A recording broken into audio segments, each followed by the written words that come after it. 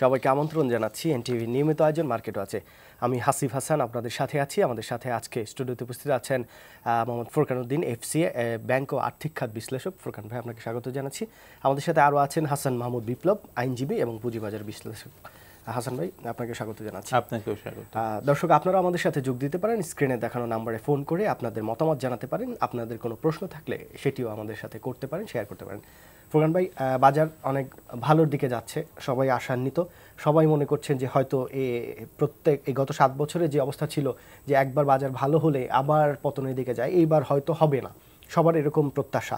আপনার কি মনে হয় যে বাজারে গত কয়েকদিনের আচরণ, ঈদের পরের যে আচরণ এবং গত জুন ক্লোজিংকে সামনে রেখে যে একটা বাজারের মুভমেন্ট ছিল, এই আফটার জুন ক্লোজিং, এখন আপনার নতুন অর্থ বছর শুরু হলো, এখন যে আচরণ, ওভারঅল বাজার বিশ্লেষণ করে আপনার কি মনে হয় যে বাজার কি আসলেই ভালোর দিকে যাচ্ছে, একটা গতিশীল বাজারের দিকে যাচ্ছে কিনা? আচ্ছা, বাজার যে গতিশীলতার দিকে যাচ্ছে এতে কোনো সন্দেহ নাই, কিন্তু কথা হলো এই গতিশীলতাটা সাস্টেইনেবল গতিশীলতা কিনা, লজিক্যাল গতিশীল কিনা, এবং আমরা যা এক্সপেক্ট করছি যে বিগত 7 বছরে যা কিছু হয়েছে উঠে আবার পড়ে গিয়েছে সেরকম অর্থাৎ সাস্টেইনেবল কিনা। তো আমি ব্যক্তিগতভাবে যেটা বিশ্বাস করি বা আমার অ্যানালাইসিস যেটা বলে সেটা হলো যে আমি কিছু শেয়ারের দাম বাড়তে দেখেছি যেগুলো আপনি যেহেতু বললেন যে জুন ক্লোজিংকে মাথায় রেখে বাজারে যে ভাইব্রেশনটা হওয়ার কথা সেরকম এক্স্যাক্টলি জুন ক্লোজিংকে মাথায় রেখে, কারণ ব্যাংক অ্যান্ড ফাইন্যান্সিয়াল ইনস্টিটিউশন ছাড়া, কিছু মাল্টিন্যাশনাল কোম্পানি ছাড়া এবং ইন্স্যুরেন্স সেক্টর ছাড়া বাকি সবগুলো কোম্পানি কিন্তু এখন জুন এন্ডিং করতে বাধ্য। তো আপনি যদি স্ক্রিনটা দেখেন আপনি দেখবেন এই জুন এন্ডিংয়ে যে কোম্পানিগুলো সেগুলো কিন্তু সেভাবে রেসপন্স করছে না। যেগুলো জুন এন্ডিংয়ে ডিক্লারেশন আসবে, জুন এন্ডিংয়ে ইপিএস ডিক্লেয়ার করবে, ফাইনাল ইপিএস যারা করবে তাদের ঠিক যেভাবে রেসপন্স হওয়ার কথা সেভাবে কিন্তু রেসপন্স হচ্ছে না। দুই একটা যে হচ্ছে না তা না, কিন্তু অ্যাভারেজ যেভাবে হওয়ার কথা সেভাবে কিন্তু রেসপন্স আমি দেখতে পাচ্ছি না। এটা কিন্তু একটু আমার কাছে সামঞ্জস্যপূর্ণ মনে হয় না। আর অন্যদিকে ব্যাংক এবং আর্থিক খাতের যেই শেয়ারগুলোর আমরা যদি একটু অবজার্ভ করে দেখি সেগুলো একটা গতি বাজারে কিন্তু পেয়েছে বলেই কিন্তু সূচকের ঊর্ধ্বমুখী ভাব আমরা দেখেছি। স্পেশালি গত যেদিন আমরা 62 পয়েন্ট বাজার উঠতে দেখেছি সেদিন বাজারের মেইন ভূমিকায় ছিল গ্রামীণ ফোন এবং আপনার লাফার্জ, এই দুটো শেয়ার দিয়ে বেসিক্যালি আপনার ইন্ডেক্সটা মুভ হয়েছে, সাথে ছিল ফাইন্যান্সিয়াল ব্যাংক এবং আর্থিক খাত। এখন প্রশ্ন হলো এই গ্রামীণ ফোন এবং আপনার ছাড়া বাকি যেই ব্যাংক এবং আর্থিক খাতের যে ভাইব্রেশনটা হয়েছে সেটা হওয়ার দরকার আছে। এই জন্য আছে কারণ এগুলো অনেকেই আন্ডার প্রাইস আছে, যদিও আবার জুন এন্ডিংয়ে তাদের একটা ক্লোজিংয়ে তারা একটা আনঅডিটেড ফাইন্যান্সিয়াল স্টেটমেন্ট নয়, তাদের একটা ইপিএসও তারা দিবে, সব কিছু মিলিয়ে ঠিক আছে। কিন্তু কোশ্চেন ইজ যেই সব কোম্পানিগুলো ফাইনাল ইপিএস এবং যেসব কোম্পানিগুলো ডিক্লারেশন দিবে, ডিভিডেন্ড দিবে, সেই কোম্পানিগুলোকে যেভাবে আপনার রেসপন্স করার কথা ছিল আমাদের ইনভেস্টরদের সেভাবে কিন্তু রেসপন্সটা হচ্ছে না। সো এই জায়গাটাকে কিন্তু আমার কাছে একটু অন্যরকম মনে হচ্ছে। এবং আমরা নর্মালি দেখেছি যে এরকম সিচুয়েশনটা সবসময় কাম্য তা কিন্তু নয়, কারণ বাজার যখন যেইভাবে আচরণ করা উচিত ঠিক সেভাবে যদি আচরণ না করে সেটার জন্য কিছুটা কিন্তু ভয় অনেক সময় থাকে। কিন্তু তার মানে এই নয় যে ব্যাংকিং আর্থিক খাতের শেয়ার যে বাড়ছে তা বাড়া ঠিক না, সেটাও ঠিক আছে, সেটা বাড়ার যৌক্তিকতাও রাখে। সাথে যে রেসপন্সটা করার কথা ছিল অন্য শেয়ারগুলো সেখানে আমাদের ইনভেস্টরদের কেন ভূমিকাটা কম বা কেনই বা সেটা রেসপন্স করছে না, সেখানে আমার একটু কনফিউশন থাকে। হাসান ভাই, এই একই প্রশ্ন আপনার কাছে এবং সাথে একটু যোগ করতে চাই যে আপনি মানে কিছু কোম্পানিগুলো আছে যেগুলোর মালিকানা খুবই কম, মানে উদ্যোক্তাদের কাছে খুবই কম সংখ্যক শেয়ার। আপনি যদি খাদ্য সেক্টরে দেখেন সেখানে বেশ কিছু কোম্পানি আছে যেগুলোর উদ্যোক্তাদের কাছে মাত্র 5% শেয়ার। আপনি যদি ফুয়াং ফুড দেখেন, ফাইন ফুড দেখেন, আরও কয়েকটি আছে, এবং এগুলোর শেয়ারগুলোর দাম হু হু করে বাড়ছে। মানে বিষয়গুলো কি আপনি দেখছেন? এবং প্রোগ্রামে একটু ইঙ্গিত দিয়েছেন যে কয়েকটি কোম্পানির কথা। আসলে আমাদের যেভাবে মালিকানার আপনার স্ট্রাকচারটা আইন অনুযায়ী দেখানো হয় তাতে হয় কি, ধরেন আপনি স্পন্সর কোম্পানি, এই ফুয়াং গ্রুপ ছিল বিদেশি কোম্পানি, তাইওয়ানিজ, তো এরা লোকাল কোম্পানির কাছে বেচে দিয়েছে। বেচে দেওয়ার ফলে হয়েছে কি, স্পন্সরে 5% দেখানোতে নতুন যে স্পন্সর হয়েছে তাকে স্পন্সর না দেখিয়ে পাবলিক শেয়ার হোল্ডার হিসেবে দেখানো হচ্ছে। তার মানে আপনি যে একটা পিওর তথ্য গত একটা বিভ্রাট থেকে যাচ্ছে, মানে তারাও স্পন্সর হোল্ডার। এটি কিন্তু অনেক ক্ষেত্রে অনেকগুলো ব্যাংকের ক্ষেত্রেও দেখবেন যে ব্যাংকের ক্ষেত্রে আগে গভর্নমেন্ট ছিল, গভর্নমেন্ট শেয়ারটা ডিসক্লোজ করার পরে দেখবেন যে উদ্যোক্তাদের হাতে শেয়ার নেই। পূবালী ব্যাংক, উত্তরা ব্যাংক, কারণ হচ্ছে যখন ব্যক্তি মালিকানায় খাতে তখন স্পন্সরশিপটা চেঞ্জ করে পাবলিক হোল্ডিংয়ে দিচ্ছে। আসলে স্ট্রাকচারটা এরকম না। মানে এখন যদি আপনি যদি বলে উদ্যোক্তা পরিচালকদের হাতে কতটুকু আছে, তখন তো ওই উদ্যোক্তা মানে হচ্ছে যে প্রথম ফাউন্ডেশন করে, স্পন্সর বলতে হচ্ছে সেইটা। এখন যদি দুইটা দিত, এখন বর্তমান পরিচালক মণ্ডলী কি পরিমাণ হোল্ড করে এই একটা বড় ব্যাপার। তো এইটি তথ্যগত বিভ্রাট যেহেতু থেকে যায়, তো বিনিয়োগকারী অনেক সময় এটা ভুল পায়। এটি ইন্টারন্যাশনাল মানে স্ট্যান্ডার্ড কি? Standard আপনি ঠিক যদি আছে, দেখেন উদ্যোক্তা স্পন্সর যেটা মেনশন করা থাকে, এখানে তো সবাই বুঝে যে এখন স্পন্সর 200 বছর আগের কোম্পানির স্পন্সর তো থাকবেন না, তাই না? স্পন্সর মানে আমাদের কোম্পানি আইনে যেটুকু আছে, স্পন্সর মানে উদ্যোক্তা পরিচালক। মানে আপনার পরিচালক যদি একটা থাকতো স্পন্সর, আর যদি ডিরেক্টর একটা আলাদা কলাম থাকতো, তাহলে নতুন ডিরেক্টরদের আপনি হোল্ডিংটা পেয়ে যেতেন। মানে স্পন্সর ঠিক আছে সারা ওয়ার্ল্ড অনুযায়ী, মানে একটা কলাম বাদ আছে। মানে এখন কি আছে যে স্পন্সর আছে, তারপর গভর্নমেন্ট আছে, ফরেন আছে, পাবলিক আছে, সাথে যদি আপনি একটা ডিরেক্টর কলাম যোগ করতেন, হ্যাঁ ইনস্টিটিউশন আছে, তো 5টা কলামের জায়গায় 6টা কলাম হলেই কিন্তু এই প্রবলেমটা সলভ হয়ে যায়। এটা একটা টেকনিক্যাল সমস্যা। তো এটি আমার ধারণা ডিএসসি বা বিএসসিসি যদি এইটি 6টা ভাগ করতে বলে, তাহলে কিন্তু এটি রাতারাতি হয়ে যাবে। আর আপনি যেগুলি বলছেন যে বাজারে আসলে দাম বাড়ছে, কিন্তু এই ধরনের 4-5%-এর জন্য না। যেসব কোম্পানির দাম কম, মানে ধরেন অনেক ভ্যালু ট্রেড হচ্ছে, তো কিন্তু ধরেন কোনোটার দাম 15 টাকা, 16 টাকা, 20 টাকা বা 8, 9, 10, 12 টাকার শেয়ার, এগুলিতে কিন্তু ভালো ধরনের গেইন হচ্ছে। গত 1 বছরে যদি দেখবেন যে কোনো সেক্টরই হোক, এগুলি কোনোটা দ্বিগুণ হয়েছে, কোনোটা 3 গুণ হয়েছে, কোনোটা 50% হয়েছে। কারণ বড় শেয়ারে আসলে নতুন বিনিয়োগকারী আসলে আসলে তারা তো আসলে সেই পরিমাণ নলেজও রাখে না, তারা হচ্ছে কম দামি শেয়ার খুঁজতে থাকে। আর এটা সারা ওয়ার্ল্ডের বাজারের নিয়ম যে আপনার যখন বাজারে টাকা ঢুকে, ভালোর সাথে সাথে খারাপ স্ক্রিপ্টও আপনার দাম বাড়ে। কিন্তু আপনি যদি 10-এর ক্ষেত্রেও দেখেন, 10-এ যে মাল্টিন্যাশনাল কিনেছিল তার কিন্তু 300-400% এখনও লাভ আছে 10-এর হায়েস্ট প্রাইস ধরলে যে কোনো মাল্টিন্যাশনাল। কিন্তু আপনি লোকাল কোম্পানিগুলি ধরেন লঙ্কা বাংলা তখন ছিল 580 টাকা, এখনও 58 টাকা। মানে জিনিসটা হচ্ছে আপনি যদি কোম্পানি বুঝে লং টার্ম ইনভেস্টমেন্ট কেউ করে, তখন কিন্তু অন্য জিনিস। আরেকটা হচ্ছে বাজারে টাকা ঢুকছে, টাকা ঢুকলে যে উলম্ফন হয়, তখন ভালোর সাথে সাথে মন্দ কোম্পানি হয়। যেমন ইন্ডিয়া এখন ইন্ডেক্স 30,000-এর উপরে, সেখানেও একই ধরনের ঘটনা ঘটে। তার মানে বিনিয়োগকারী আপনার টাকার ক্ষেত্রে আপনাকেই সচেতন হতে হবে, কারণ অন্য কেউ কিন্তু আপনার টাকার নিশ্চয়তা দেবে না আর কি। ফুরহান ভাই, এই যে বিপ্লব ভাই যে কথাটি বললেন ইন্ডিয়ার কথাটাই আমি সেটি ধরতে চাই যে ইন্ডিয়ার আমরা সম্প্রতি দেখেছি সরকারের সর্বোচ্চ মহলে সেখানে মাল্টিন্যাশনাল কোম্পানির সিইওদের নিয়ে বসেছেন। মাল্টিন্যাশনাল কোম্পানির সিইওদের নিয়ে বসার উদ্দেশ্য কিন্তু অনেকগুলোই আছে। আমাদের দেশে কিন্তু আমরা সেই রকম পদক্ষেপ দেখি না। আমরা সরকারের সর্বোচ্চ মহল বা এইটি অর্থ মন্ত্রণালয় থেকে শুরু করে আপনি যাদের দায়িত্ব পুঁজিবাজারকে একটি স্বাভাবিক পর্যায়ে নিয়ে যাওয়া, এইটা ব্যাংকিং খাতকে সুশৃঙ্খল করা, তারাই যে মাল্টিন্যাশনাল কোম্পানিগুলো থেকে লোকাল যে বড় কোম্পানিগুলো এবং যারা রেগুলেটর আছেন তাদের নিয়ে একসাথে বসা, সমস্যার সমাধান করা, সেটি আমরা দেখছি না। আমি বিএসসিসির সাথে ব্যক্তিগতভাবে যোগাযোগ করেছি যে এই সমস্যাগুলো সমাধানে আপনারা কেন এগিয়ে আসছেন না। তারা আমাকে যেটি বলেছেন সেটি হচ্ছে তারা অনেক কাজ করেছেন, তারা যে কাজগুলো করেছেন তাতেই বাজার এই অবস্থায় এসেছেন এবং তারা এটার জন্য তারা মানে খুশি। আপনার কি মনে হয় সার্বিক? আসলে আমি যেটা বলবো, আমাদের বাংলাদেশ সিকিউরিটি এক্সচেঞ্জ কমিশন একটু ফোন নিয়ে নিচ্ছি। দর্শক কে আছেন, আপনার নাম বলে প্রশ্ন করুন। আসসালামু আলাইকুম। ওয়ালাইকুম আসসালাম, জি বলুন। জি, আমি চিটাং থেকে সুমন বলছিলাম। আচ্ছা, আমি অতিথির কাছে প্রশ্ন, আমাদের মানে ফোরকান সাহেবের কাছে, যে আমাদের মার্কেটটা এখন যে টার্নওভারটা হচ্ছে, আমরা প্রায় সময় দেখি 4-5 মাস পরে মার্কেট একটু ভাইব্রেট করে 1200-1500 কোটি টাকা হচ্ছে বা 1800 বা সর্বোচ্চ 2000। এখন এটাকে এই ধারাবাহিকতাটা রক্ষা করতে পারে না। এরপরে দেখা যাচ্ছে আমরা আশান্বিত হচ্ছি, এবার মনে হয় মার্কেটটা দাঁড়িয়ে যাবে, স্টেবল হবে, কিন্তু ঘুরে ঘুরে ফিরে যাচ্ছে আবার 500 কোটিতে বা 400 কোটিতে। এই কারণটা কি? আর দ্বিতীয়ত, যখন একটা স্ক্রিপ্ট দেখা যাচ্ছে 15 টাকা থেকে 20 টাকা চলে গেল, আরে তদন্ত কমিটি গঠন করা হচ্ছে এসে, কিন্তু এটা যখন 60 টাকা থেকে 15 টাকা নামলো, তখন কোনো তদন্ত নাই, কোয়ারে নাই, শোকজনও নাই, কিছু নাই। এই জিনিসগুলো আশা করি উনি একটু ভালোভাবে আলোচনা করবেন। জি, ধন্যবাদ। ফুরহান ভাই, আমি ওনার উত্তরে বলতে চাই, উনি যেটা বলার চেষ্টা করলেন যে আমাদের টার্নওভার অনেক বেড়ে যায়, আবার কিন্তু এটা চট করে ফল করে যায়। এটা দুভাবে দেখতে হবে। একটা হলো হ্যাঁ, বাজারে যেমন গতি থাকবে, টাকা তো আর সবসময় একই রকমভাবে বাজারে ঢুকবে না। এখন এইটাকে সাস্টেইনেবল করার জন্য দেখতে হবে বাজার থেকে যে টাকাগুলো ঢুকেছে, নতুন যে ক্যাশগুলো ঢুকেছে, তার কতটুকু টাকা বাজার থেকে বের হয়ে গিয়েছে এবং সেই টাকাগুলোকে বাজারে ধরে রাখার জন্য আমরা কি প্রণোদনা দিয়েছি, বাজারে রেখে দেওয়ার জন্য কি প্রণোদনা আমরা দিয়েছি। কারণ আপনি খেয়াল করে দেখেন, বাজারে যখন টাকাগুলো ঢুকছে, যদিও শেয়ার মার্কেটের বা স্টক মার্কেটের উপরে বা ক্যাপিটাল মার্কেটের উপরে এখনও সরকারের কোনো নেতিবাচক মনোভাব নাই, এখন পর্যন্ত এই বছর বাজেটেও কোনো নেতিবাচক মনোভাব সরকারের ছিল না, এটা খুব ভালো দিক।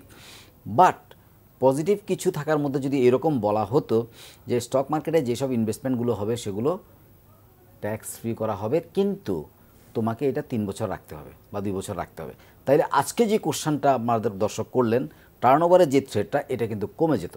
সো এই সুযোগটা না থাকার কারণে বা এরকম করার কারণে একটা লেভেল অফ পিপল তো আছে যারা এই কাজগুলো করে থাকে, তারা এই টাকাগুলোকে কিন্তু পুল আউট করে নিয়ে যাচ্ছে। আপনি যে কথাটা বললেন, এটি কি মানে যারা নীতি নির্ধারক আছে তারা কি বুঝতে পারছে না? তাদেরকে এটা কোনো গবেষণা নেই নাকি, মানে তারা আসলে নীতি বুঝতে পারছেন? নির্ধারকদের পর্যায়ে আমি আপনাকে যেটা বলবো যে ওনারা যে এই জিনিসগুলো বোঝেন না তা না, ওনারা বোঝেন, কিন্তু কথা হলো যে এই জিনিসগুলোকে নিয়ে চিন্তা করে সর্বোচ্চ মহলে কানে দিয়ে এটাকে এক্সিকিউট করার যে মানসিকতা, তার অভাব আছে। বিকজ সরকারের দায়িত্বশীল চেয়ারে যারা বসে আছেন, ওনারা দেশ এবং জাতি নিয়েই চিন্তা করার কথা বেশিরভাগ সময় আমরা দেখি, কিন্তু এই দেশ এবং জাতি নিয়ে চিন্তা করার সংখ্যা আপাত দৃষ্টিতে আমরা একটু কমই দেখি, নাই আমরা বলছি না, কম দেখি। তো এখন এই যারা উচ্চ পর্যায়ে যারা বসে আছেন, স্পেশালি সরকারের আমলা শ্রেণীর যারা লোকজন আছেন, ওনাদের মানসিকতার পরিবর্তন, কারণ গভর্নমেন্ট তো পলিটিক্যাল গভর্নমেন্ট, তার মাথায় দিতে হবে, এটা দেওয়ার পরে তাকে বুঝাইতে হবে যে এটা হবে। এখন আমি যদি ফাইন্যান্স মিনিস্টার হয়ে থাকি, আমার কানে তো আমার তো সব কিছু নিয়ে চিন্তা করা, কারণ I have other financial policy and other. এখন শুধু ফাইন্যান্স মিনিস্টারের দোষ দিয়ে দিলে হবে না।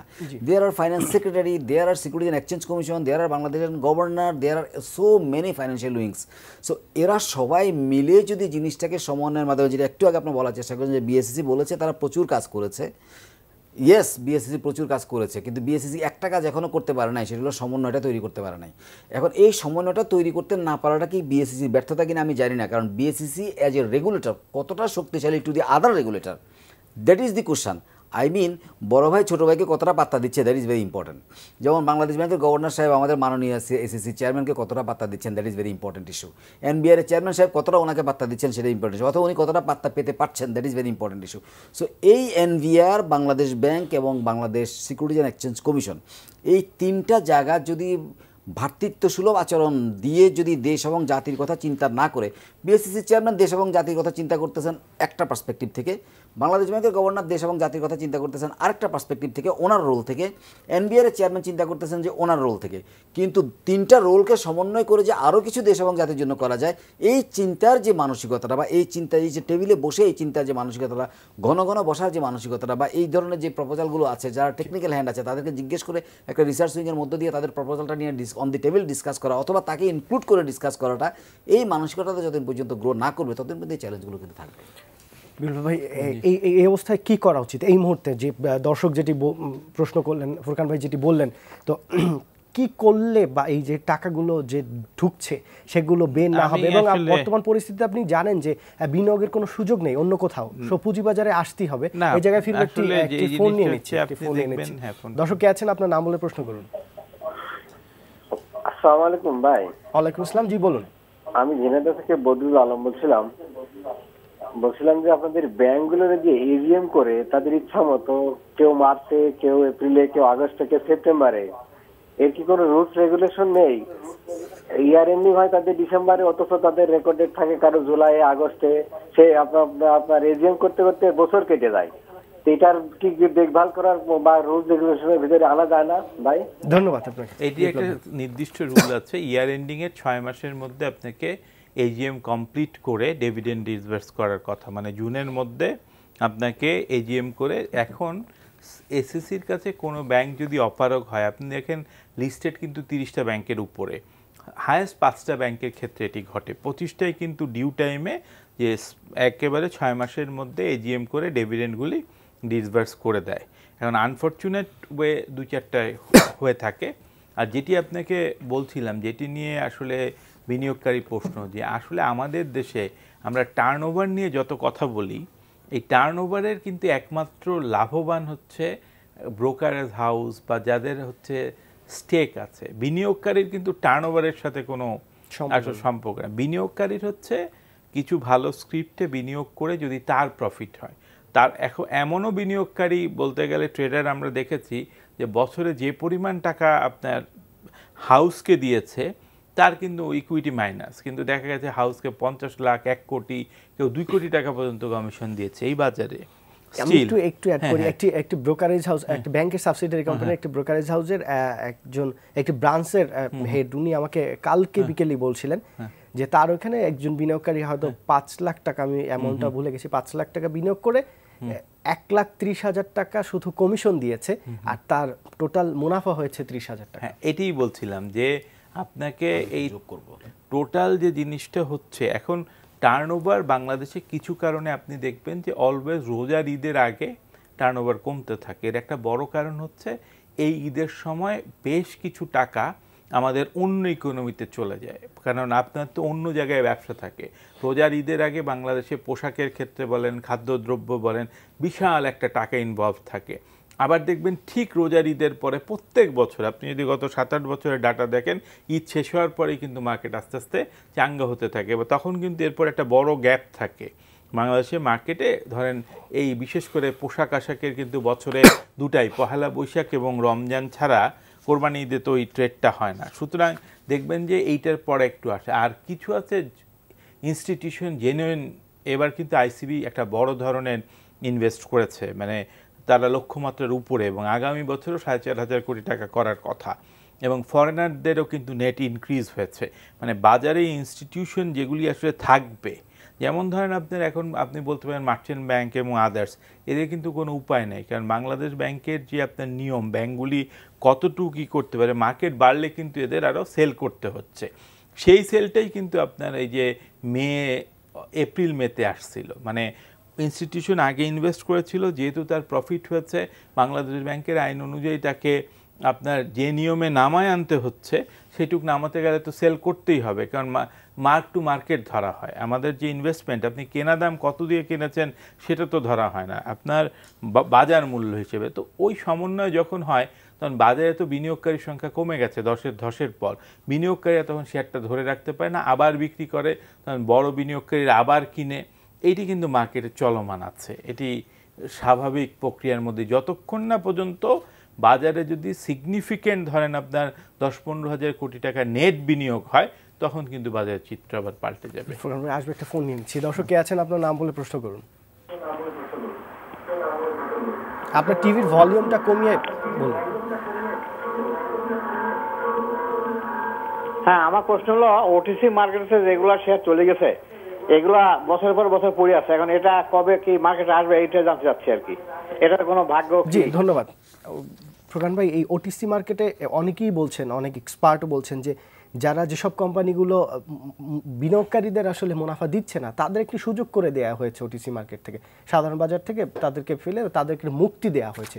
আসলে বিষয়টা কি, এবং আপনি যদি এটার সাথে এটা ঠিক আছে, ওটিসি মার্কেটে যেটা হয়েছে যে তাদেরকে সাধারণ বাজারে থেকে আরও পাবলিক ক্ষতি, মানে যারা ইনভেস্টমেন্ট করেছেন তারা তো শেষ হয়েছেনি, আরও কিছু লোকজন ক্ষতিগ্রস্ত হয়ে যাক এই জায়গা থেকে রক্ষা করার চেষ্টা করা হয়েছে। তবে এই ওটিসি মার্কেটে যাওয়ার পরে সেটাকে যে ওটিসি মার্কেটটাকে যে ভালো করে দেখভাল করে সেটাকে যে ভাইব্রেন্ট করা, এই জায়গাটায় মনোযোগ দিতে হবে, তাইলে ওনারা রক্ষা পেয়ে যাবে। কারণ ওটিসি তো তখনই যাচ্ছে যাতে করে ফার্দার আর কোনো লোকের ক্ষতি না হয়, ওটাকে রক্ষা করার জন্য। যারা হয়েছে তো হয়েছে, আর যাতে কারোর ক্ষতি না হয় সেই জন্য। আমি কয়েকটি কোম্পানির কথা জানি যে ওটিসি মার্কেটে ট্রেড হচ্ছে না, কিন্তু তারা 1,000 টাকায় ওটিসি মার্কেটে 10 টাকা শেয়ার 1,000 টাকায় বাইরে বিক্রি করে। এক্স্যাক্টলি, তো এই জায়গাগুলোকে দেখতে হবে, তো এই জায়গাগুলোকে দেখতে হবে। আমি আপনাকে বলি, ওটিসি মার্কেটের নিয়ম হচ্ছে যদি কোনো কোম্পানি পরপর 3 বছর এজিএম করতে ব্যর্থ হয় বা তার টোটাল ক্যাপিটালের থেকে পুঞ্জীভূত লস বেশি থাকে, এই যে কতগুলো নিয়মের কারণেই তো ওটিসিতে যায়, এমনি এমনি না। মানে কোনো কোম্পানি যদি একেবারে দেউলিয়া অবস্থানে যায়, এটির কারণে আর একটা কারণে ওটিসি মার্কেটে যেতে পারে, সেটি হচ্ছে যদি কোনো কোম্পানি ডিম্যাট না থাকে। আপনি যে কোম্পানিগুলির কথা বলেছেন এগুলি প্রত্যেকটা 10 টাকার শেয়ার যে কেউ আপনার 1,000 টাকায় লোকেই কিনবে। কারণ কি, যেমন ধরেন পূর্বানী হোটেলটা ওটিসি মার্কেটে লিস্টেড, তো তার যে পেড আপ আছে এবং তার যা দাম আছে 60 টাকা না 8 টাকা, আর ডিভিডেন্ড দেয় 35%। আর ওই পূর্বানীর মতো জায়গায় ওটার যে অ্যাসেট ভ্যালু আছে হিসাব করলে দেখা যাবে পার শেয়ারের ভ্যালু 3-4 হাজার টাকা আসছে। তো সেটি হচ্ছে ডিম্যাট না হওয়ার কারণে। এই ডিম্যাট না হওয়ার কারণে বর্তমান পরিস্থিতিতে শুধু ডিম্যাট না হওয়ার কারণে ওটিসি মার্কেটে থাকবে, সে ডিভিডেন্ড দিয়ে যাচ্ছে, এটি তো কাম্য না। প্রশ্ন হচ্ছে শুনেন, ডিম্যাট ছাড়া তো বর্তমান ট্রেড করা যাবে না। আর ডিম্যাট করতে হলে হবে না হবে না, এটা এমন কি আনফরচুনেট ব্যাপার হচ্ছে এটির যে মালিক ছিলেন, যিনি মেইন মালিক, সে মালিক বাংলাদেশ থেকে পালিয়ে গিয়েছিল 1/11 এর পরে, উনি আর ফিরে আসেননি। কিছু টেকনিক্যাল ব্যাপারও আছে যে, কিন্তু কেউ তো চালাচ্ছে, ম্যানেজমেন্ট তো আছেন, মানে একটা অফিশিয়াল ম্যানেজমেন্ট আছে। এখন জোর করে কোম্পানি আইনে আপনাকে ডিম্যাট করতে বাধ্য করার কোনো আইন নাই। ডিম্যাট এমন একটা জিনিস, আপনার কাগজের শেয়ার থেকে আপনি ইলেকট্রনিক শেয়ারে রূপান্তর করলেন, এটা এমন কোম্পানির কোনো ক্ষতি হয়ে যাবে না, বা এমন কোনো বিশাল কষ্টেরও বিষয় না। কষ্টের ব্যাপার বলছে না, মানে এই ডিম্যাট যদি কোম্পানির মেজরিটি মালিকরা না চায় তাহলে আপনি ডিম্যাট করাতে পারবেন না, নাম্বার 1। নাম্বার 2 হচ্ছে আপনি যেটা বলছেন, আবার ডিম্যাট ছাড়া আপনি কিন্তু স্টক এক্সচেঞ্জে রেগুলার মার্কেটে ট্রেড করাতে পারবেন না, কারণ আপনি এ গ্রেডের হয়েছেন এসএসসি। যে কোনো দেশের এসএসসির মানদণ্ড যখন উন্নীত হয় তখন কাগজের শেয়ার কিন্তু এখন সারা পৃথিবীতে লেনদেন। ফোরান ভাই যদি এই ব্যাপারে কিছু বলেন। আমি ওই ডিম্যাটের জায়গাটাতে যেটা ওনার সাথে যেটা বলার চেষ্টা করলাম সেটা হলো যে কোম্পানি আইনে ডিম্যাট নিয়ে আসলে কিছু বলা নাই। ডিম্যাটিলাইজ নিয়ে কোম্পানি আইনে কোনো কিছু বলা নাই। It is the securities law. So securities লতে বাধ্য না করার তো কোনো সুযোগই নেই। সিকিউরিটি এক্সচেঞ্জ কমিশন কোম্পানি, উনি যে কোম্পানি আইনে রেফারেন্স আনেন, which is not correct. Company আইনে ডিম্যাট নিয়ে কিছু বলা নাই। It is the securities law, it is the duty of the security and exchange commission to compel them. যারা হচ্ছে না তাদের জন্য ডিফারেন্ট আইন করবে, তার তো কাছে 2cc আছে, সে সেটা করছে না কেন? সো এই জায়গাটা হলো আমার এটার উত্তর। আর দ্বিতীয় হলো, আপনাকে আমি যে জায়গায় টার্ন ওভারের ওই জায়গাটা বিপ্লব ভাইয়ের সাথে একটু স্বীকার করে নিয়ে আমি আবার একটু ছোট্ট দ্বিমত পোষণ করবো। দেখেন, টার্ন ওভারের সাথে সরাসরি বিনিয়োগকারীর সম্পর্ক যেমন নাই, তেমনি সরাসরি সম্পর্ক না থাকলেও অনেক ভূমিকা আছে। কারণ মনস্তাত্ত্বিক ভূমিকা একটা বড় ব্যাপার। বাজার আজকে এত টাকা ট্রেড হয়েছে, আপনার টাকাগুলো তো মুভতে হবে। টাকা যখন এই যে মনস্তাত্ত্বিক ব্যাপারটা এখন চলে আসছে, কারণ বাজার খারাপ। বিপ্লব ভাই যেটি বলেছেন, আমি যদি ভুল না করে থাকি, স্বাভাবিক বাজারেও আপনার যদি স্বাভাবিক বাজারও থাকে, ট্রেড ভলিউম যদি 400 টাকায় নেমে যায়, তখন কিন্তু একজন ইনভেস্টর বাজারে যেতে ভয় পাবে। রিজন ইজ যে লোক নাই বাজারে লোক নাই, আরেকজন ঢুকতে চাবে না। কিন্তু ভলিউম যখন বাড়ছে তখন মানুষ স্বাভাবিক নিয়মে মনে করছে বাজারে লোক আছে। ইনডাইরেক্ট রিলেশন, যেটা ইনডাইরেক্ট রিলেশনটা কিন্তু মারাত্মক রকমভাবে হচ্ছে। সুতরাং যে বিনিয়োগকারী যে কোশ্চেনটা ছিল যে বাজারে যে টার্ন ওভার যে ফল করা, এটার ফ্রুটটা যদিও আপনার ব্রোকারেজ হাউসরা পাচ্ছে তাদের কমিশনের মধ্য দিয়ে, কিন্তু ইনডাইরেক্ট ফ্রুটটা কিন্তু ইনভেস্টররাও পাচ্ছে। টেক্সটাইল সেক্টরের অবস্থান ভালো দেখছি গত কিছুদিন ধরে। অন্যান্য সেক্টরগুলোর তেমন মুভমেন্ট না দেখলেও লার্জ ক্যাপের, আপনি যেটি শুরুতে বলছিলেন, লার্জ ক্যাপের কিন্তু আমরা একটা ভালো মুভমেন্ট দেখছি। আপনি যদি জিপি বলেন, স্কয়ার ফার্মা বলেন, আইসিবির কিন্তু এখন অনেক বড় ক্যাপ। তো এই শেয়ারগুলোর একটা ভালো মুভমেন্ট আমরা দেখছি। অলিম্পিকের ভালো দেখছি, লাফার্জের কথা বললেন। তো এই লার্জ ক্যাপগুলো নিশ্চয়ই সাধারণ বিনিয়োগকারীরা কিনে না, ব্যক্তি বিনিয়োগকারীরা, তাদের পক্ষে এটা মুভমেন্ট করানো টাফ। তো আপনার কি মনে হয় যে বড় বিনিয়োগকারী, প্রাতিষ্ঠানিক বিনিয়োগকারীর সম্পৃক্ততা আস্তে আস্তে বাড়ছে? না, এখানে আমি আগের জায়গাটা থেকে শুরু করি, যেখানে টার্নওভারের প্রসঙ্গ ছিলাম। যে টার্নওভারের প্রসঙ্গটা আমি বললাম যে সেটা একটা মনস্তাত্ত্বিক কারণ, এবং বাজারে টাকা ঢোকা বা সব কিছু করা, এগুলোর সাথে কিন্তু আপনার বিনিয়োগকারীদের একটা মনস্তাত্ত্বিক সম্পর্ক আছে। প্লাস বাজার থেকে টাকাটা যদি পুল আউট না হয়ে যায়, তারও কিন্তু একটা ব্যবস্থা কিন্তু এর মধ্য দিয়ে করা যেতে পারে। এবং আসেন ইন্ডেক্স বাড়া দিয়ে কিন্তু বিনিয়োগকারীদের সরাসরি সম্পর্ক নাই। ঠিক আছে, কীরকমভাবে, যেমন জিপি 3 টাকা বাড়লে ইন্ডেক্স কিন্তু অনেক বাড়ায়। ডাজ ইট মিন মার্কেট বেড়েছে? নো। এখন যেটা হয়, অ্যাগেইন আজকে এত % বেড়েছে। মানুষের যে মনস্তাত্ত্বিক যে কারণগুলো আছে সেই জায়গাগুলোকে ধরে রাখার জন্য এটা দরকার গেল এই জায়গাটায়। দ্বিতীয় জায়গা যেটা আপনি বললেন যে লার্জ ক্যাপের যেসব ক্যাপিটালের শেয়ারগুলো বেড়েছে অনেক দিন ধরে, এই শেয়ারগুলো লার্জ ক্যাপিটালের যে শেয়ারগুলো, স্পেশালি আমরা যদি ব্যাংকিং সেক্টরে দিকেও তাকাই, ব্যাংকিং সেক্টর অনেক দিন ধরেই কিন্তু সে একটু চুপচাপ ছিল। তার একটা অন্যতম কারণই ছিল কিন্তু তার লার্জ ক্যাপিটাল। বাজারে টার্নওভার কম, আবার ওই একই কাহিনীতে আসতেছি, টার্নওভার কম। এই শেয়ারগুলোকে মুভ করাবে কে? টার্নওভার কম মানে হলো বাজারে টাকা ঢুকছে কম, অথবা টাকা বাজার থেকে পুল আউট হয়ে গিয়েছে, নতুন করে ফান্ড আসছে না, ব্লাড ইনজেক্ট হচ্ছে না। এই কারণেই কিন্তু টার্নওভারটা কমে যায় বেসিক্যালি। এর থেকেই পরিষ্কারভাবে প্রতীয়মান হয় যে বাজারে কিন্তু এখন নতুন ফান্ড আসছে, সেটা হোক ইনস্টিটিউশনাল, হোক ফরেন, হোক যে কোনোভাবেই। তো এর কারণেই কিন্তু লার্জ ক্যাপগুলো কিন্তু বাড়ছে।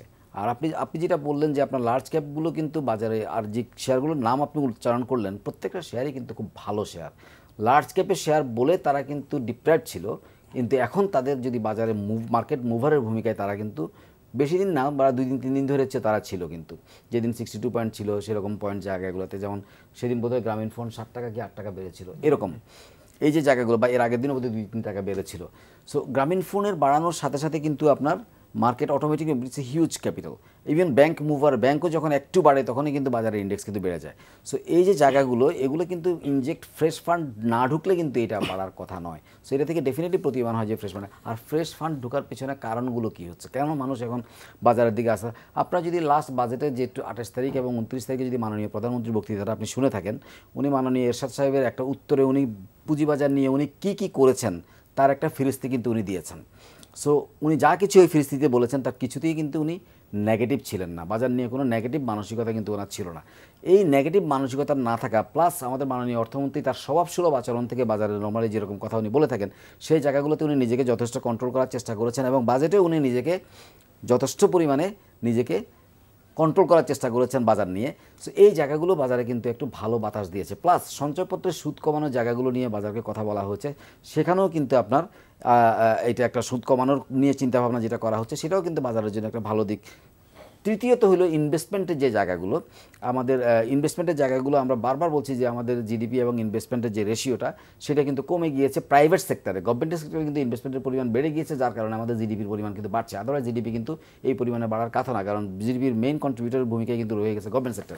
তাহলে এই প্রাইভেট সেক্টরে যতক্ষণ যেহেতু আপনার মানে জায়গার ইনভেস্টমেন্টের জায়গাটা কম্পারেটিভলি কমে গিয়েছে, তখন মানুষ অটোমেটিকলি বাধ্য হয়ে কিন্তু আপনার এই স্টক মার্কেটের দিকে, ইভেন বড় বড় ব্যবসায়ীও যারা আছেন তারা নতুন করে বাজার খুঁজে না পেয়ে আইদার শেয়ার মার্কেটে দিচ্ছে অথবা টাকাটা পাচার হয়ে চলে যাচ্ছে। এখন এই টাকা পাচারটা বন্ধ হওয়ার জন্য কিন্তু আমি অনেকবার আমাদের সরকারের কাছে বিনীত আবেদন করেছিলাম যে টাকাগুলো ফ্লাইট হয়ে যাচ্ছে সে টাকাগুলোকে আপনারা ট্যাক্স ফ্রি দিয়ে নিয়ে আসেন। একবার যদি আপনারা টাকাটা ঢুকিয়ে দিতে পারেন তাহলে আপনারা ওই টাকাগুলোর ইনকামের উপরও ট্যাক্স পাবেন, তার ওয়েলথ ট্যাক্স তো আপনাদের জন্য আছেই। এই সব কিছু মিলিয়েই কিন্তু আপনারা পাবেন। ঠিক একই রকমভাবে যদি আজকে আমরা শেয়ার বাজারের জন্য যদি বলতে পারতাম যে তোমরা শেয়ার বাজারে বিনিয়োগ করার পরে টাকাটা যদি 2 বছর অথবা 3 বছর শেয়ার বাজারে রেখে রাখো, তাহলে তোমার ওই টাকার উপরে কোনো কোশ্চেন করা হবে না, কোনো সংস্থা তোমাকে করবে না এবং সেটা ট্যাক্স ফ্রি হয়ে যাবে। তাতে করে ওই টাকাটা তার ওয়েলথের যোগ হতে, ওয়েলথ ট্যাক্সটা পেতে, ওয়েলথের উপরে গেনের উপরে যে ট্যাক্সটা হয় সেটাও পেতো, প্লাস ওই টাকাটা সারাদিন এভাবে পড়ে থাকতো না। তাকে তো হয়তো ব্যাংকে রাখতো অথবা ক্যাশ ইন হ্যান্ডে থাকলে তাকে ওয়েলথ ট্যাক্স দেওয়া লাগতো, ব্যাংকে থাকলে ইনকাম প্লাস ওয়েলথ দুটোর উপরে ট্যাক্স দেওয়া, এতে করে গভর্নমেন্টের কিন্তু লাভ হতো, সেটা গভর্নমেন্ট করেনি। লার্জ ক্যাপের যদি আসি, আমরা সাধারণভাবে একটা বিষয় মনে করি যে লার্জ ক্যাপের সবগুলোই ভালো কোম্পানি এবং ওই সেক্টরে যদি অন্যগুলোর সাথে কম্পেয়ার করেন দেখা যায় লার্জ ক্যাপগুলোর দিকেই আমরা তাকাই। আপনি যদি লাফার্জের কথা বলেন, লাফার্জ গত কয় বছর ধরে বিনিয়োগকারীদের কি দিয়েছে এবং লাফার্জের বর্তমানে যে পেইড আপ সে কি দিতে পারবে ফিউচারে, আপনি এটা যদি কম্পেয়ার করেন, আপনি আইসিবির কথা বলেন, আইসিবি নিঃসন্দেহে একটু ভালো শেয়ার আইসিবি, কিন্তু আইসিবির আপনার পেইড আপ ক্যালকুলেশন করে, আইসিবির ডিভিডেন্ড ক্যালকুলেশন করে যদি আপনি এই সেক্টরে দেখেন, ব্যাংকের দিকেও তাকান, যদি আপনি আইসিবি টোটালি ডিফারেন্ট একটা কোম্পানি। আইসিবি কে আপনি ডিভিডেন্ড পে আউট দিয়ে বিবেচনা করলে হবে না। আইসিবির কাছে যে পরিমাণ শেয়ার আছে আর আইসিবির এখনো যে পেইড আপ তাতে নেট ইকুইটি যেটা হয় এটার উপরে এই বিনিয়োগটা হয়ে থাকে। আর আইসিবির আরেকটা জিনিস হচ্ছে ফ্লোটিং শেয়ার নাই বললেই চলে, কারণ এটা ইনস্টিটিউশনাল শেয়ার হোল্ডিং অনেক বেশি এবং যেহেতু এটি বাংলাদেশের সবচেয়ে বেশি শেয়ার হোল্ড করে এককভাবে আইসিবি, এবং আইসিবির মধ্যে কিন্তু দুর্বলতা নেই। আইসিবির যে নতুন অনেকগুলো কোম্পানি হয়েছে নতুন পরে, যে আইসিবি তো এখন পরবর্তীতে ভাগ হয়েছে, মূল আইসিবির যে কোম্পানিটা যেটা লিস্টেড সেটা কিন্তু এগুলির মালিক না, সুতরাং যার জন্য ভালো অংশটাই মূল আইসিবির কথা। তো আর লাফার্জের যে জিনিসটা হচ্ছে, লাফার্জ হচ্ছে আপনার একটা পরিকল্পনা নিয়েছে। যেমন পরিকল্পনাটা কি, লাফার্জ এখন হচ্ছে আপনার প্রত্যেক বছর ওরা 20 মিলিয়ন মেট্রিক টন আপনার পাথর আনে, সেটাকে ক্লিংকারে বানায়। ওরা ইন্ডিয়ান সুপ্রিম কোর্টের কাছে 50 লাখ মেট্রিক টনে আপনার অনুরোধ করেছে এবং হোলসিমকে তারা একত্রীভূত করতে যাচ্ছে প্রায় সম্পূর্ণ। এখন আমাদের তো ঠিক জানা যায় না ঠিক কবে করলো, সাধারণ বিনিয়োগকারী এটা জানে না। এবং লাফার্জে যারা বিনিয়োগ করছে দেখা গেছে এই লাফার্জ কিন্তু উঠতে উঠতে 140 টাকা উঠেছিল, নামতে নামতে আবার 60 টাকার ঘরের কাছাকাছি নেমে এসেছিল।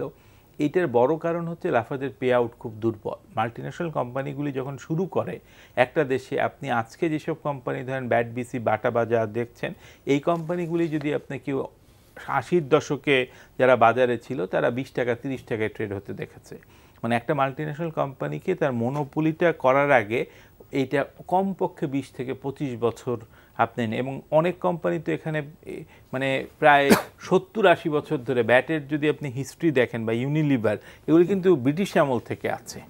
এখন প্রবলেম হচ্ছে পরে নাম চেঞ্জ হয়ে এখন এই আরেকটা জিনিস হচ্ছে আপনি বললেন যে এখন সবচেয়ে বড় দরকার হচ্ছে ইউনিলিভারের হাতে যে গভর্নমেন্টের হাতে যে শেয়ারটা আছে এটি কিন্তু ছাড়ার দরকার। একটি কোম্পানি ছাড়লেই কিন্তু আমাদের দেশের পুরো ইমেজ পরিবর্তন হয়ে যাবে। এবং উনি যেরকম বললেন টার্নওভার অবশ্যই জরুরি প্রয়োজন, টার্নওভারের সাথে বিনিয়োগের মনস্তাত্ত্বিক থাকলেও আমাদের এখানে আবার 400 কোটি টাকা যে বিনিয়োগ হয় 3 লক্ষ কোটি টাকার মার্কেট ক্যাপিটালাইজেশনে 400 কোটি টাকা টার্নওভার কিন্তু খারাপ। মানে 1000 কোটি টাকা নর্মাল টার্নওভার হওয়ার কথা, বাজার যখন ভালো হওয়ার কথা তখন কিন্তু এটা 3000 পর্যন্ত উঠতে পারে। বাজার খুব খারাপ হলে 1000-এর নিচে আসলে টার্নওভার হওয়ার কথা না, কারণ এটা 3 লক্ষ কোটি টাকার বাজার এবং নর্মাল ট্রেড হওয়া উচিত 1500 কোটি টাকা। একটা ফোন নিয়ে নিচ্ছি। দর্শক কে আছেন, আপনার নাম বলে প্রশ্ন করুন।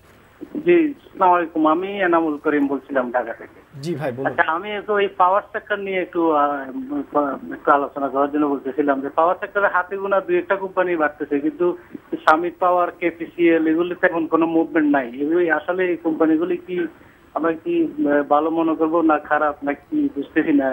এবং কেপিসিএল আজকে 1.5 বছর প্রায় একই জায়গায়। আমি আপনাকে বলছি যে কটি পাওয়ার কোম্পানি বেড়েছে আমাদের মানে যারা আসলে প্রশ্ন করেন নর্মালি প্রশ্ন করা উচিতই, দেখবেন যে কটা পাওয়ার আপনার নতুন কোম্পানি কিছু বা প্রত্যেকটা নিউজ ছিল। ধরেন একটা কোম্পানি আমি 80 মেগাওয়াটে শুরু করেছি, সাথে 500 মেগাওয়াট যোগ হয়েছে, তখন দেখা যায় যে কোম্পানির দাম 3 গুণ 4 গুণ হয়েছে, কোনোটা হয়তো দ্বিগুণ হয়েছে আরেকটা পাওয়ার প্ল্যান্ট যুক্ত হওয়ার কারণে। আর আনফর্চুনেটলি উনি যে কোম্পানিগুলির নাম বললেন তাদের গত 1 বছরে নতুন কোনো কোম্পানি সংযোজনের কোনো নিউজ নাই। তার মানে হচ্ছে আমরা ধরে নিচ্ছি তারা যে প্রফিটটা করছে সেটিই হচ্ছে। আবার মেশিন যদি পুরনো হয় প্রফিট কিন্তু একটু কমেও, মানে আপনার অবচয় বেড়ে যায়, কারণ যত পুরনো হতে থাকে।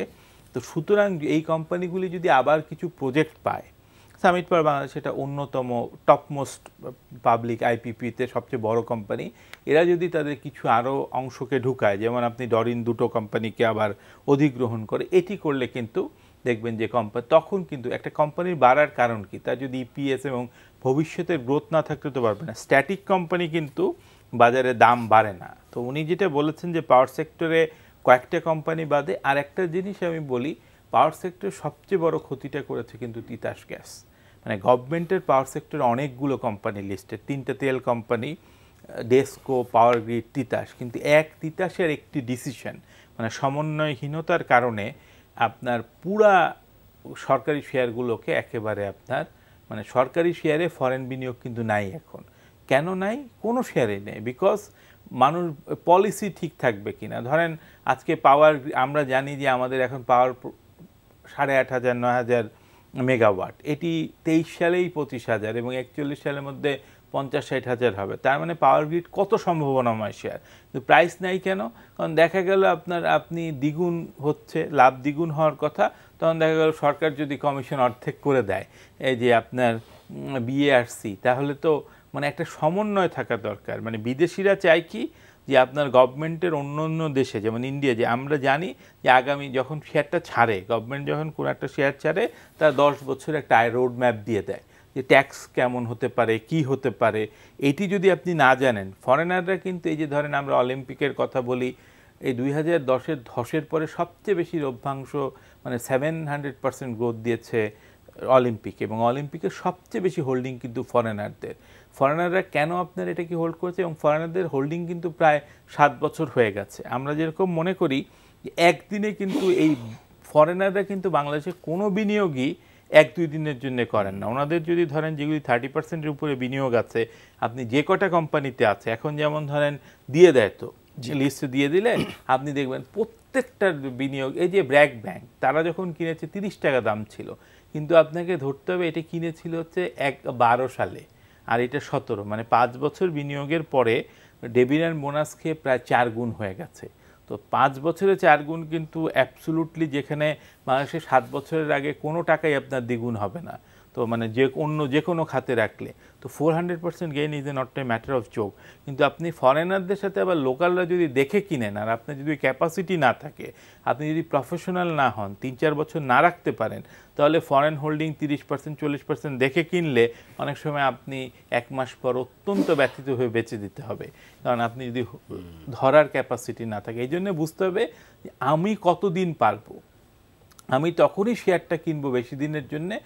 মানে আমি ভালো শেয়ার তো একটু বেশি দিন কিনতে হবে। লার্জ পেড আপও কিন্তু আপনাকে দীর্ঘদিন ধরে, মানে মার্কেট ভালো না হলে তো লার্জ পেড আপ হয় না। মানে আপনার সামর্থ্য অনুযায়ী যদি আপনি শেয়ার কিনতে পারেন তাহলে আপনি প্রফিট ম্যাক্সিমাইজ করতে পারবেন। ভালো কোম্পানি আসছে না, যেগুলো আসছে সেগুলো নিয়ে অনেক প্রশ্ন আসছে। এই মাল্টিন্যাশনালগুলো তো আসছে না এবং তারা আসবে না সেরকমই একটা মনোভাব। কিন্তু ভালো কোম্পানিগুলো কেন আসছে না সেই প্রশ্ন বিএসইসির। আমরা সবসময় বলি যে বিএসইসি কেন ভালো কোম্পানিগুলোর অনুমোদন দিচ্ছে না বা আনতে পারছে না। সম্প্রতি বিএসইসি বলছে যে কেন ভালো কোম্পানি আসছে না, কারণ তারা বলছে এই কোম্পানিগুলো আনার যাদের দায়িত্ব, যাদেরকে আমাদের কাছে নিয়ে আসার দায়িত্ব, তারা সেই কাজটি করছে না। কারণ বিএসইসি তো যে কোম্পানি নিয়ে আসবে না, এই জিনিসটা বিএসইসি এখন বলা শুরু করেছে এবং তারা আনুষ্ঠানিকভাবে না বললেও বিভিন্ন ফোরামে বলছে। আমরা সাংবাদিকরা বিভিন্ন সময় যে বিএসইসির ঊর্ধ্বতন কর্মকর্তাদের কাছে যখন যাই, তারাও সেটি বলার চেষ্টা করছেন। তাহলে দায় যাদের যায়, সেই মার্চেন্ট ব্যাংকারদের যারা নিয়ে আসবে ইস্যুয়ার, তারা কিন্তু সেটি কাজ করছে না। এবং আমি এইটিও আমরা বিএসইসির কাছে জানতে চেয়েছিলাম যে আপনারা কয়েকটি মার্চেন্ট ব্যাংকে শুধু এই অনুমোদনগুলো কেন পাচ্ছে। তারা বলছে অন্যগুলো প্রপার কাগজপত্র জমাই দিতে পারছে না। দেখেন, একটা ভালো কোম্পানি বিএসইসি যেমন কুশান যে ভালো কোম্পানি আসছে না, বিএসইসি তো আসলে তারা বাজারে শেয়ার আনবে কেন? তারা পলিসি দিয়ে সাহায্য করবে, তারা রেগুলেটর, তারা রেগুলেট করবে আর বাজারটাকে রেগুলেট করে একটা ভালো জায়গায় নিয়ে যাওয়ার জন্য। এটা বিএসইসির দায়িত্ব না বাজার থেকে ভালো কোম্পানির শেয়ার নিয়ে আসা, বাট স্ক্রুটিনি করবে যে ভালো শেয়ারটা ঢুকছে কিনা, এটা তাদের দায়িত্ব। বাট দেখেন, ভালো কোম্পানি কেন আসবে, কি কারণে আমি আমার শেয়ারটা বাজারে ছাড়বো? একটা মার্চেন্ট ব্যাংকের দোষ যদি আমরা দিতে যাই, তাহলে মার্চেন্ট ব্যাংকের কী দোষ? মার্চেন্ট ব্যাংক সে মার্কেটিং করতে যাবে, তার মার্কেটিংয়ের উইপন লাগবে না? তাকে তো উইপন দিয়ে যুদ্ধ করতে হবে, তাকে তো বলতে হবে যে আপনার কোম্পানিটা যদি প্রাইভেট সেক্টরে এরকম থাকে তাইলে এই লাভ, আপনি যদি স্টকটা মার্কেটে ছেড়ে দেন তাইলে আপনার লাভ এটা হবে। বিজনেসম্যান সে কেন ব্যবসা করে? লাভের জন্যই তো করে। তো তার লাভটা যদি আমি দেখাইতে না পারি, বরং উল্টা সে বাজারে আসার পরে যদি আমরা দেখতে পারি যে না, তাকে রেগুলেশনের মধ্যে ঢুকতে হচ্ছে, তাকে কোয়ার্টারলি রিপোর্ট দিতে হচ্ছে, তাকে পানিশমেন্টের আওতায় আসতে হচ্ছে, তাকে এসএসসির ডাইরেক্টররা নিয়ে দাঁড় করায় রাখতেছে, তাকে কখনো কখনো অসম্মান করা হচ্ছে, ডিভিডেন্ডের ডিম মারা খাওয়া লাগতেছে, কোন ভূতে পাইছে আমাকে আমি মার্কেটে যাব? আমি তখন যাব, এত কিছুর পরেও আমি তখন যাব যদি দেখি আমার আজকের ইপিএস 1 টাকা হয় আর পাবলিকে যাওয়ার পরে আমার ইপিএস 1 টাকা 10 পয়সা হবে, তখন আমি যাব, কারণ আমি ব্যবসা করি। এখন খেয়াল করে দেখেন, বেসিক একটা কোম্পানি যখন বিজনেস করে, তার যে ক্যাপিটাল এমপ্লয়েড বলে একটা শব্দ আছে, not paid up capital, capital employed, that means loan এবং পেড আপ ক্যাপিটাল দুটো মিলিয়ে সে ব্যবসাটা করছে। লোনের যে ইন্টারেস্ট রেট, আপনার এখানে বসে আমি বহুদিন সরকারকে বিনীত অনুরোধ করেছি যে আপনারা লিস্টেড কোম্পানি এবং প্রাইভেট লিমিটেড কোম্পানির শেয়ারের ট্যাক্সের যে ডিফারেন্সটা, এটা একটা ভালো পরিমাণে ক্যালকুলেশন করে এটা কমান, তাহলেই ভালো কোম্পানিগুলো ইন্টারেস্ট ফিল করবে। কারণ সে যদি ফিক্সড রেটে ব্যাংক থেকে টাকা নিয়ে সে যদি ফিক্সড রেটে ইন্টারেস্ট দেওয়ার পরে সেটাকে যদি প্রফিটটা ম্যাক্সিমাইজ করতে পারে, তার পুরোটাই ঢুকছে কিন্তু তার ডিভিডেন্ডের মধ্যে, খেয়াল করে দেখেন। আর অন্যদিকে সে যদি ইকুইটি থেকে টাকা নিয়ে তার প্রফিট ম্যাক্সিমাইজ করে, তার পকেটে কিন্তু টাকা ঢুকে না, টাকা চলে যায় শেয়ার হোল্ডারদের পকেটেও। সে তার টাকা আরেকজনকে কেন দিবে? সে তখনই দিবে, সে 1 টাকা ইনকাম করার পরে 50 পয়সা দিতে রাজি হতে পারে, কিন্তু 1 টাকা ইনকাম করে 1 টাকা দিয়ে দিবে, এরকম পাগল তো বাজারে কোনো ব্যবসায়ী নাই। তাহলে ওই পাগলামিটা থামানোর জন্য যেটা দরকার সেটা হলো এনবিআর এর দায়িত্ব। এই গ্যাপটা যতদিন না কমানো হবে, ভালো কোম্পানিকে আকৃষ্ট করা খুব কঠিন হবে। কিন্তু আমরা তো উল্টোটাই দেখছি যে আপনি গ্রামীণ ফোন লিস্টেড হওয়ার পরে গ্রামীণ ফোনের যে গ্যাপটা ছিল সেটি উল্টো বাড়িয়ে দেওয়া হয়েছে। গ্রামীণ ফোন লিস্টেড হওয়ার পরে গ্রামীণ ফোনের গ্যাপটা বেড়েছে ওভার দি টাইম তার বিজনেসের কারণে, ওভার দি টাইম তার ব্যবসার কারণে, ব্যবসা বেড়েছে ব্যবসার কারণে। কিন্তু যখন আপনি তার কাছে যাবেন, যখন আপনি তার কাছে শিওর, ওর ট্যাক্স ছিল কত আগে? আপনার সম্ভবত 2 বছর আগে না 3 বছর আগে বাজেটে কিন্তু গ্রামীণ ফোনের ট্যাক্স 35 থেকে 40 করে দেওয়া হয়েছে। এখন নন লিস্টেড যারা, তারা কিন্তু 45 দিচ্ছে, ওর কিন্তু 35 থেকে 40 করে দেওয়া হয়েছে। করুক না, তাহলে তো এই কারণে কিন্তু রবি আসবে না। আমি আপনাকে একটা কথা বলি, যেহেতু তার 35 থেকে 40 করে দেওয়া হয়েছে, তাহলে তার যে বিজনেস সে করেছে, সে বিজনেসের কারণে তার যেই প্রফিট মার্জিন হওয়ার কথা ছিল তার চেয়ে সেটা কমেছে। তাহলে সে যদি লিস্টেড না হইতো তাহলে তার প্রফিট আরও বাড়তো, না লিস্টেড না হলে তো 45% ট্যাক্স। তার প্রফিটটা মানে লিস্টেড না হলে 5% সে ডিভিডেন্ড পেয়েছে, কিন্তু লিস্টেড না হলে সে যদি ব্যাংক থেকে লোন নিয়ে ব্যবসাটা করতো তার প্রফিটটা আরও বাড়তো। কারণ সে যদি 300% বা 400% ডিভিডেন্ড দিয়ে থাকে সেটা তার কস্ট অফ ইকুইটি না, কস্ট অফ ইকুইটি কিনা। আর সে যদি ব্যাংক থেকে লোন নিয়ে ব্যবসা করে 10% ইন্টারেস্ট দেয়, সেটা কি 300% সমান? তাহলে তার কস্ট অফ ডেট আর কস্ট অফ ইকুইটির মধ্যে হিউজ ডিফারেন্স। সো এই বেসিক চিন্তাটা তো করতে হবে আপনাকে। আমি কি নিয়ে যাবো, একটা মার্চেন্ট ব্যাংক কী নিয়ে যাবে তাকে, যে মার্কেটে আসেন একটা ভালো কোম্পানিকে, সেই উইপনটা তাদের হাতে নাই। তো সেই উইপনটা যাতে তাদের হাতে আসে সেটার জন্য এসএসসি দেন দরবার করতে পারে এনবিআর এর সাথে, সেই জায়গাটা করতে হবে। সেটা করে কিছু উইপন রেডি করে দিতে হবে, তার গ্যাপটা তৈরি করে দিতে হবে, এবং তখন ইন্টারেস্ট ফিল করবে। আদারওয়াইজ এই বাজারে প্লেয়ারদের আনাগোনা বন্ধ করা খুব কঠিন হবে। লিস্টেড কোম্পানি আপনি ধরেন আমাদের 20টা প্রথম ফার্মাসিউটিক্যাল কোম্পানির মধ্যে মাত্র 5টা লিস্টেড, তাও 4টা আগেই লিস্টেড, একটা নতুন লিস্টেড হয়েছে। মানে আমি যদি টপ 20টার কথা বলি, সেকেন্ডটাও লিস্টেড না। এর একটা বড় কারণ হচ্ছে আপনি অদ্ভুতভাবে দেখবেন যে লিস্টেড কোম্পানির একটা সেক্টরে একটা কোম্পানি লাভ করছে। সে ধরেন আপনি যদি গ্রামীণ ফোনের আর্নিং দেখেন, গ্রামীণ ফোন 2000 কোটি টাকা লাভ করে ট্যাক্স দিয়ে, রবি লসে, তারপর আপনার ইসে লসে, বাংলা লিঙ্ক লসে। তার মানে কি? তার মানে হচ্ছে এখানে এনবিআর এরও গাফিলতি আছে। কারণ যে ওষুধ কোম্পানিটা সেকেন্ড সেল করছে তার প্রফিট কিভাবে 10 নম্বর লিস্টেড কোম্পানির থেকেও কম হয়। তার মানে এখানে এমনভাবে ট্যাক্সের মানে আমি কম দেখাবার সুযোগ আছে। লিস্টেডে আসলে 1 নম্বর আমাকে প্রফিট দেখাতে হচ্ছে, দিয়ে আবার আমি যে অংশটা ছাড়লাম সেটাও দিয়ে দিতে হচ্ছে। আরেকটা জিনিস হচ্ছে এই উপমহাদেশে বা পৃথিবীতে দেখা গেছে পরিবার ভিত্তিক কোম্পানি, এটা আমরা বোঝাতে ব্যর্থ হয়েছি, বেশি দিন টিকে না। মানে ধরেন একটা পরিবারের ধরেন বাবা যতটুকু যোগ্য থাকে বা দাদা যোগ্য, ছেলে তারপর নাতির ক্ষেত্রে অযোগ্যও হয়ে যেতে পারে। কিন্তু যত পৃথিবীর সবচেয়ে বড় বড় কোম্পানি যেমন ইউরোপিয়ান কোম্পানিগুলি টিকে আছে 500 বছর, 600 বছর, 300 বছর। এর কারণ আপনি কখনো কোম্পানির মালিককে এটা দেখবেন না, শুধু সিওদের দেখবেন, বোর্ড মিটিং হবে, মালিকরা তাদের পরিবারের অংশ থেকে ডিভিডেন্ড পেয়ে যাচ্ছে। আপনি লাফার্জ বলেন, হোলসিম বলেন, হাইডেলবার্গ বলেন, এগুলি 200-300 বছরের পুরনো কোম্পানি। কানাডায় অনেক ব্যাংক আছে 400 বছরের পুরনো। তো তার মানে কি? তার মানে হচ্ছে আপনি লিস্টেড হলে কি এই যে ইনসেপ্টের মতো কোম্পানি আজকে এই মুক্তাদির সাহেব অসম্ভব ভালো চালাচ্ছেন, হয়তো তার ছেলে তার থেকে যোগ্য হতে পারে, নাও হতে পারে, কিন্তু এটি যদি লিস্টেড হয় যেমন স্কোয়ারের মতো, এটি দেখবেন যে যতদিন আছে ততদিন চলবে। কারণ তখন হবে কি, মালিকরা যখন আপনার নাও থাকবেন তখন যেহেতু সবচেয়ে বড় কোম্পানি ওই পর্যায়ে একটা ভালো সিও নিয়োগ দিবেন। মানে আমাদের বোঝাতে হবে যে পরিবার ভিত্তিক কোম্পানি খুব বেশি দিন লাস্ট করে না। সুতরাং আপনাদেরকে লিস্টেড হলে কি কি বেনিফিট, এটা ডিএসসি এবং সিএসসিকেই বোঝাতে হবে। আপনার অনুষ্ঠানের মাধ্যমে আমরা আশা করছি যে অন্তত এবছর 2-1টা ভালো কোম্পানি আসবে। আমরা সেটি আশা করছি। ফোরকান ভাই আপনাকে ধন্যবাদ, বিপ্লব ভাই আপনাকে ধন্যবাদ। দর্শক এখানে শেষ করছি। যাওয়ার আগে একটি বিষয় আপনাদেরকে বলি, সেটি হচ্ছে যেই কোম্পানি শেয়ার বাড়ছে সেটি নয়, যেটি কমে আছে এবং যৌক্তিক প্রাইসে আছে সেটিতে বিনিয়োগ করুন। দেখে শুনে বিনিয়োগ করলে অবশ্যই মুনাফা পাওয়া সম্ভব। এই অনুষ্ঠানটির উল্লেখযোগ্য অংশ আগামীকাল আপনারা দেখতে পাবেন দৈনিক শেয়ার বাজারে। সবাই ভালো থাকবেন, আল্লাহ হাফেজ।